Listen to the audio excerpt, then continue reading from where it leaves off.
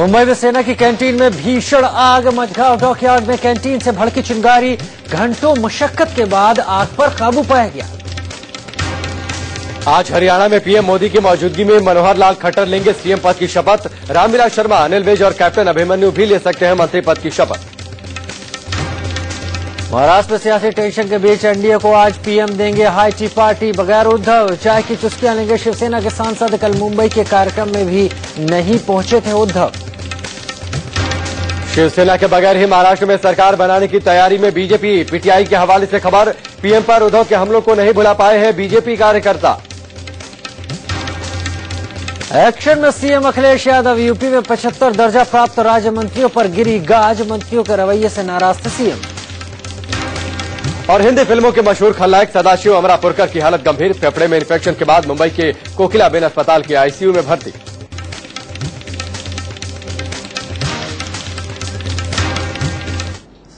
स्वागत है आपका इंडिया न्यूज में। आपके साथ मैं हूं राजीव। हाजिर हैं हम आपके सामने लेकर न्यूज 222। अगले 22 मिनट में 222 बड़ी खबरें। आपके साथ मैं हूं राकेश पांडे। सिर्फ 22 मिनट आप हमारे साथ बने रहिए। इस 22 मिनट में देश, दुनिया और खेल जगत की तमाम बड़ी खबरें हम आपको देंगे। सबसे पहले आज की बड़ी खबर, मुंबई के मझगांव डॉकयार्ड में सेना की कैंटीन में भीषण आग लग गई। रात करीब 11:30 बजे आग लगने के बाद फौरन फायर ब्रिगेड को खबर दी गई। पहले दमकल की 6 गाड़ियां मौके पर पहुंची, लेकिन आग बेकाबू रही। बाद में दमकल की 6 और गाड़ियां आई और करीब 4 घंटे बाद आग पर काबू पाया गया। कैंटीन में सेना के लिए रखी शराब की वजह से आग और तेजी से फैली। तस्दीक के मुताबिक रात यहां पटाखे की आवाज हुई और उसके बाद आग लग गई। यह कैंटीन दक्षिण मुंबई के डॉकयार्ड रोड स्टेशन के बिल्कुल पास है। सेंट्रल रेलवे हार्बर लाइन की जो ट्रेनें डॉकयार्ड रोड स्टेशन से गुजरती थी उन्हें रद्द कर दिया गया। असम के कोकराझार के सबसे बड़े टेंट हाउस के गोदाम में भीषण आग लग गई। ये गोदाम सुभाषपल्ली इलाके में है। आग लगते ही इलाके में अफरा तफरी मच गई। टेंट हाउस के गोदाम में आग भड़की तो उसमें रखा सामान धू धू कर जलने लगा। गोदाम में बड़ी संख्या में टेंट रखे हुए थे जिससे आग फैलती चली गई। आग से पूरा गोदाम तबाह हो गया। शॉर्ट सर्किट को आग लगने की वजह माना जा रहा है। आग की चपेट में गोदाम के साथ साथ 2 घर भी आ गए। 2 घंटे तक आग से तबाही मचती रही। दमकल की आधा दर्जन गाड़ियों ने कड़ी मशक्कत के बाद आग पर काबू पाया। गोदाम के मालिक का आरोप है तुरंत खबर दिए जाने के बावजूद दमकल कर्मी देर से पहुंचे। आग के चलते करोड़ों के नुकसान की बात कही जा रही है। चश्मदीदों के मुताबिक ये टेंट हाउस कोकराझार का सबसे बड़ा टेंट हाउस है। मनोहर लाल खट्टर आज हरियाणा के 18वें सीएम के तौर पर शपथ लेंगे। शपथ ग्रहण समारोह पंचकुला के शालीमार शॉपिंग मॉल के पास मेला ग्राउंड में होगा। शपथ ग्रहण समारोह सुबह 11 बजे के करीब शुरू होगा। 11:23 पर खट्टर सीएम पद की शपथ लेंगे।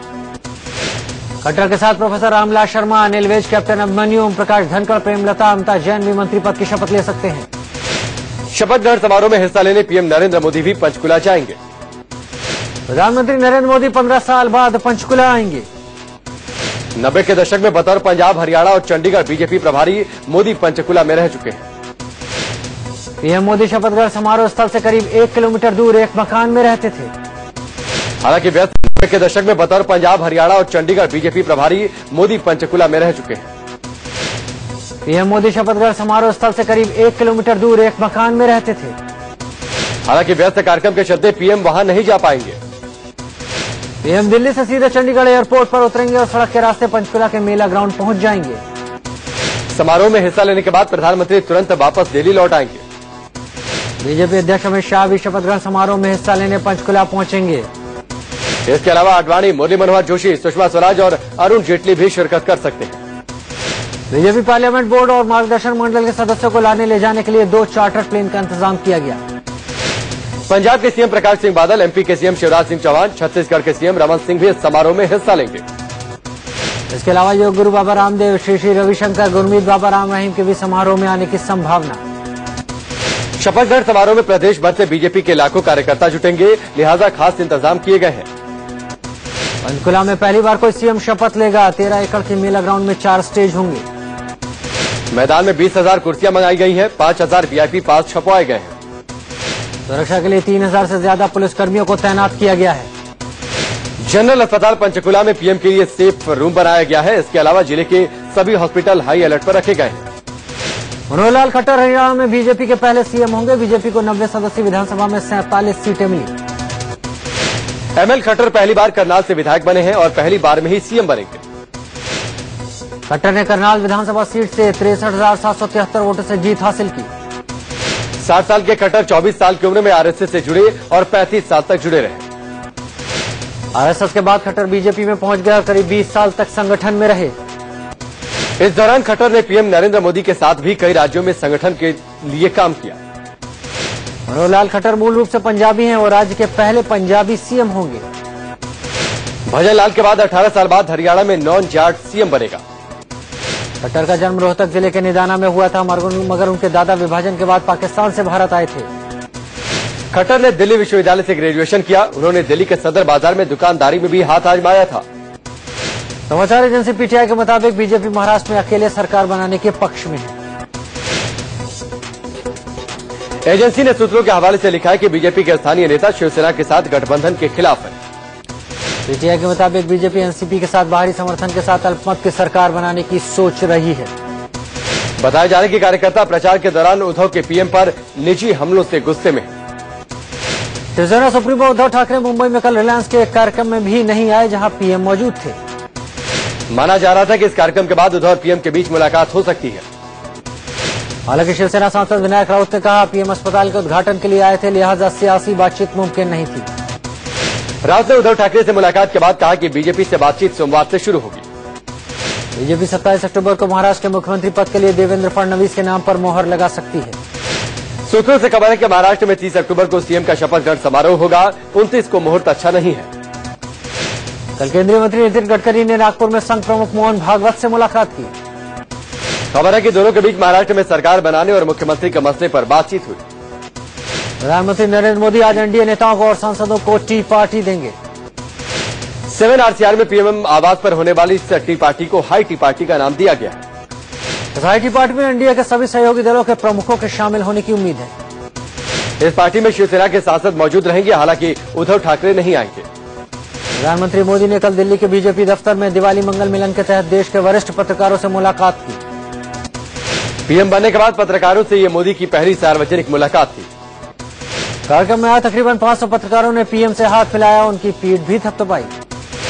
इसके साथ ही मोदी ने समाज में पत्रकारों की भागीदारी को सराहा। पत्रकारों ने भी मोदी के साथ फोटो खिंचवाई। इससे पहले पीएम मोदी ने पत्रकारों को संबोधित किया और स्वच्छता अभियान में मीडिया की भूमिका को जमकर सराहा। पीएम मोदी ने कहा कि मीडिया के माध्यम से सरकारों को भी जागना पड़ा है। आपने अपनी कलम को झाड़ू में बदल दिया। पीएम ने बीते वक्त को भी याद किया, कहा कि कुछ साल पहले तक आप लोगों के साथ मेरा बड़ा ही गहरा नाता था। पीएम मोदी ने कहा कि मैं आप लोगों के लिए इंतजार में कुर्सियां लगाया करता था, वो दिन भी कुछ और थे, खुलकर बातें होती थी। इसके साथ ही मोदी ने कहा वो कुछ रास्ता खोज रहे हैं जिससे आप पत्रकारों से पहले जैसा गहरा नाता फिर से बन जाए। दिवाली मंगल मिलन कार्यक्रम में अमित शाह, राजनाथ सिंह, सुषमा स्वराज समेत बीजेपी संसदीय दल के कई नेता मौजूद रहे। हरियाणा और महाराष्ट्र विधानसभा चुनाव में ऐतिहासिक जीत के बाद दिवाली मिलन का यह आयोजन किया गया था। प्रधानमंत्री नरेंद्र मोदी ने मुंबई में रिलायंस फाउंडेशन हॉस्पिटल का भी उद्घाटन किया। 1925 में बने मुंबई के पहले सरकारी अस्पताल के नवीनीकरण का काम रिलायंस फाउंडेशन ने किया है। अस्पताल के कायाकल्प के लिए पीएम मोदी ने नीता अंबानी को बधाई दी। पीएम ने कहा, मरीजों का कायाकल्प होते हुए मैंने कई बार देखा, लेकिन किसी अस्पताल का कायाकल्प कम बार देखा। पीएम मोदी ने शिशु मृत्यु दर पर चिंता जताते हुए कहा कि इसे नीचे लाने की जरूरत है। प्रधानमंत्री नरेंद्र मोदी ने मेक इन इंडिया के तहत इलाज के उपकरण देश में बनाए जाने की बात कही। पीएम ने कहा कि देश में गरीब से गरीब का भी इलाज होना चाहिए।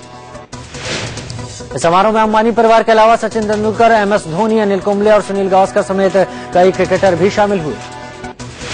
अमिताभ बच्चन, शाहरुख खान, आमिर खान, ऐश्वर्या राय समेत बॉलीवुड की कई जानी मानी हस्तियां भी मौजूद थी। आम आदमी पार्टी के संयोजक अरविंद केजरीवाल ने चुनाव के मद्देनजर बीजेपी पर बड़ा आरोप लगाया। केजरीवाल का दावा है कि दिल्ली विधानसभा चुनावों के मद्देनजर बीजेपी फर्जी वोटर कार्ड बनवाने वाली है। केजरीवाल ने ट्वीट किया कि बीजेपी के वरिष्ठ नेता ने विधायकों को कम से कम 5000 फर्जी वोटर कार्ड बनवाने का निर्देश दिया। केजरीवाल ने यह भी आरोप लगाया कि बीजेपी विधायकों को आप समर्थकों के नाम वोटर लिस्ट से हटवाने के भी निर्देश दिए गए हैं। केजरीवाल का यह भी दावा है कि बीजेपी इस धांधली के लिए पैसों का खेल कर रही है। केजरीवाल के दावे के मुताबिक हर फर्जी वोटर कार्ड के लिए 1500 रुपए की घूसखोरी चल रही है। वहीं वोटर लिस्ट से नाम हटाने के लिए केजरीवाल ने 200 रुपए की घूसखोरी का आरोप लगाया। केजरीवाल इन आरोपों को लेकर सोमवार को चुनाव आयोग के अधिकारियों से मिलकर औपचारिक शिकायत दर्ज कराएंगे। केजरीवाल के इन सारे आरोपों को बीजेपी ने खारिज कर दिया है। बीजेपी प्रवक्ता श्रीकांत शर्मा ने कहा कि केजरीवाल अपनी जिम्मेदारी से भाग गए, अब लोग उन पर विश्वास नहीं करते। हिंदी फिल्मों के मशहूर खलनायक सदाशिव अमरापुरकर की हालत गंभीर है, वो आईसीयू में है। सदाशिव को मुंबई के कोकिलाबेन धीरूभाई अंबानी अस्पताल में भर्ती कराया गया है। सदाशिव की बेटी रीता अमरापुरकर ने बताया वो लाइफ सपोर्ट वेंटिलेटर पर हैं। सदाशिव अमरापुरकर के फेफड़े में पिछले कुछ हफ्तों से इन्फेक्शन है। अमरापुरकर ने करीब 250 फिल्में की हैं, जिनमें अर्धसत्य, सड़क, हुकूमत, आंखें इश्क काफी कामयाब रही। नई दिल्ली रेलवे स्टेशन पर ट्रेन के नीचे आने से एक शख्स की मौत हो गई। ट्रेन आने पर प्लेटफॉर्म पर भीड़ की वजह से संतुलन बिगड़ने से हादसा हुआ। जिस शख्स की मौत हुई वो बिहार संपर्क क्रांति एक्सप्रेस में चढ़ने की कोशिश कर रहा था। दरअसल छठ पूजा के मौके पर बिहार जाने वाली ट्रेनों में भीड़ बढ़ गई, जिससे हादसे की आशंका भी बढ़ गई है। अलीगढ़ के मड्राकी स्टेशन पर बीती रात ट्रेन में डकैती हुई, गोलियां चली। कोलकाता से आनंद विहार जाने वाली ट्रेन में अचानक 3 बदमाशों ने धावा बोल दिया। बदमाशों ने बोगी में घुसकर लूटपाट की, विरोध करने पर एक यात्री को गोली मार दी। घायल यात्रियों को स्थानीय अस्पताल में भर्ती करवाया गया। आगरा में बड़ा रेल हादसा हुआ, मालगाड़ी के 3 डिब्बे पटरी से उतर गए। एक बेकाबू jeep Agra Kota railway track पर मालगाड़ी से टकराई, जिससे हादसा हुआ। जीप के परखच्चे उड़ गए, जबकि जीप में सवार करीब 1 दर्जन लोग घायल हो गए। कई घंटों तक आगरा कोटा रेलवे रूट ठप रहा। जीप आगरा से फतेहपुर सीकरी जा रही थी। वाराणसी के राजघाट पुल से एक कार रेलिंग तोड़ते हुए नीचे रेलवे ट्रैक पर जा गिरी। हादसे में कार का ड्राइवर बाल बाल बच गया। कार वाराणसी के एक डॉक्टर की है। कार में सिर्फ ड्राइवर था। बताया जा रहा है कि ड्राइवर को झपकी आने की वजह से यह हादसा हुआ। रेलवे ट्रैक पर कार गिरने से ट्रेनों की आवाजाही आधे घंटे तक प्रभावित रही। दिल्ली के संगम विहार में 80 साल की महिला की गला रेत कर हत्या कर दी गई। बदमाशों ने धारदार हथियार से महिला की हत्या की। महिला अपने पोते के साथ रहती थी। दिल्ली के मधु विहार में एक पार्क से लड़के की लाश मिली। लड़का 2 दिन से लापता था। लड़के की पहचान सौरभ के रूप में हुई। परिजनों ने 2 दिन पहले गुमशुदगी की रिपोर्ट दर्ज करवाई थी। सौरभ 2 दिन पहले ही घर से नीम की पत्तियां तोड़ने निकला था, तभी से लापता था। पुलिस के मुताबिक सौरभ जिस नीम के पेड़ पर चढ़ा उसके ऊपर हाई टेंशन तार था। उन्हीं की चपेट में आने से सौरभ की मौत हुई। गुड़गांव पुलिस ने पत्नी की हत्या के आरोपी फर्नीचर व्यापारी को गिरफ्तार कर लिया है। पुलिस ने आरोपी पति को दिल्ली के बुद्धा गार्डन से गिरफ्तार किया। आरोप है कि पारिवारिक झगड़े के चलते पति ने अपनी पत्नी को 9 गोलियां मारकर उसकी हत्या कर दी थी। आगरा में भैया दूज के मौके पर 25 साल की महिला का हाथ पैर बंधा शव पेड़ से लटका मिला। महिला के कपड़े भी फटे थे। घर वालों ने रेप के बाद मर्डर की आशंका जताई है। इस हत्या के बाद गांव वालों को गुस्सा फूट पड़ा। लोगों ने पुलिस पर पथराव कर दिया। ये महिला भैया दूज के मौके पर भाई को टीका लगाने के लिए मायके के लिए निकली थी। पटना के एक प्राइवेट नर्सिंग होम में महिला कर्मचारी से रेप का मामला सामने आया है। मरीज बनकर आए बदमाशों ने ऑपरेशन थिएटर में महिला से रेप किया। पुलिस ने 2 आरोपियों को गिरफ्तार कर लिया। इनके पास से देसी पिस्तौल को जिंदा कारतूस मिले। मुंबई से सटे भिवंडी में 15 साल के एक लड़के की हत्या से सनसनी फैल गई। लड़के के शव को एक निर्माणाधीन घर में गाड़ दिया गया था। 15 साल का प्रदीप 2 अक्टूबर से लापता था। आशंका है कि काले जादू के तहत उसकी हत्या की गई। यूपी के फिरोजाबाद में सरेरास सोने की चेन लूटने पर लोगों ने एक महिला की पिटाई कर दी। 2 महिलाओं का आरोप था कि इस महिला ने उनकी चेन खींचने की कोशिश की थी। हैरानी की बात यह है कि भीड़ ने महिला को पीटने के बाद पुलिस के पहुंचने से पहले ही उसे भगा दिया। यूपी के झांसी में मजदूरी मांगने पर दबंगों ने 2 दलित मजदूरों को बंधक बनाकर बुरी तरह पीटा। आरोप है कि दोनों को जानवरों का इंजेक्शन भी लगाए गए। मजदूरों की हालत गंभीर है। बिहार के नालंदा में जहरीला खोया खाने से एक ही परिवार के 3 भाई बहन की मौत हो गई। घटना बिहार शरीफ की है। दूध में छिपकली गिरने के बाद उसका खोया बनाया गया था। यूपी के बहराइच में गांव के करीब 150 लोग चाय पीने के बाद बीमार हो गए। इसकी हालत गंभीर है। सभी को बुखार, उल्टी, दस्त की शिकायत है। अमृतसर में भंडारी पुल पर प्रदर्शन कर रहे लोगों पर पुलिस ने लाठियां बरसाई। पुलिस ने लोगों को दौड़ा कर पीटा और कुछ लोगों को हिरासत में लिया गया। दरअसल 2 गुटों के बीच हुई मारपीट के मामले को लेकर एक गुट धरना प्रदर्शन कर रहा था। पुलिस ने इन लोगों को समझाने की कोशिश की तो ये भड़क गए, जिसके बाद पुलिस ने लाठियां बरसाई। जम्मू कश्मीर के रामबन जिले में भूस्खलन से काफी तबाही हुई है। यहाँ NH-1B के रास्ते में भारी मात्रा में मिट्टी का मलबा जमा है। कई पेड़ टूट कर गिर गए हैं। रास्ता बंद होने की वजह से कई गाड़ियां बीच में ही फंसी हैं। भूस्खलन से कई मकानों को भी नुकसान पहुंचा। जमीन में दरार पड़ गई है। पश्चिम बंगाल के दक्षिण 24 परगना में टीएमसी के 2 गुटों के बीच झड़प में 2 लोगों की मौत हो गई। गुजरात के राजकोट में बच्चा चोरी करते हुए महिला की तस्वीरें सीसीटीवी में कैद हो गई।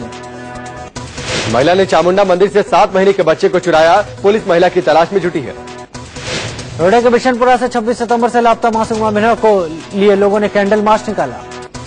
जीआईपी मॉल पर अभिनव की तस्वीरें लेकर कैंडल मार्च निकाला गया। 1 महीने बाद भी कोई सुराग नहीं मिला है। परिजनों ने पुलिस पर ढिलाई बरतने का आरोप लगाया।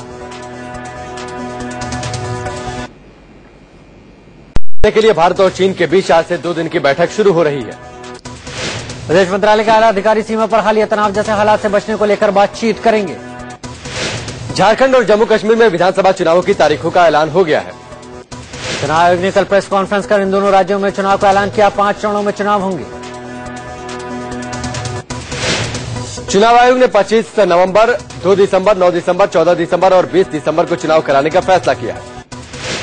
23 दिसंबर को दोनों ही राज्यों में वोटों की गिनती होगी। विधानसभा चुनाव का ऐलान होते ही जम्मू कश्मीर और झारखंड में अभी से आदर्श आचार संहिता लागू हो गई है। जम्मू कश्मीर में 10,015 और झारखंड में 24,648 पोलिंग बूथ बनाए जाएंगे। 87 सदस्यों वाली जम्मू कश्मीर विधानसभा का कार्यकाल 19 जनवरी को खत्म हो रहा है।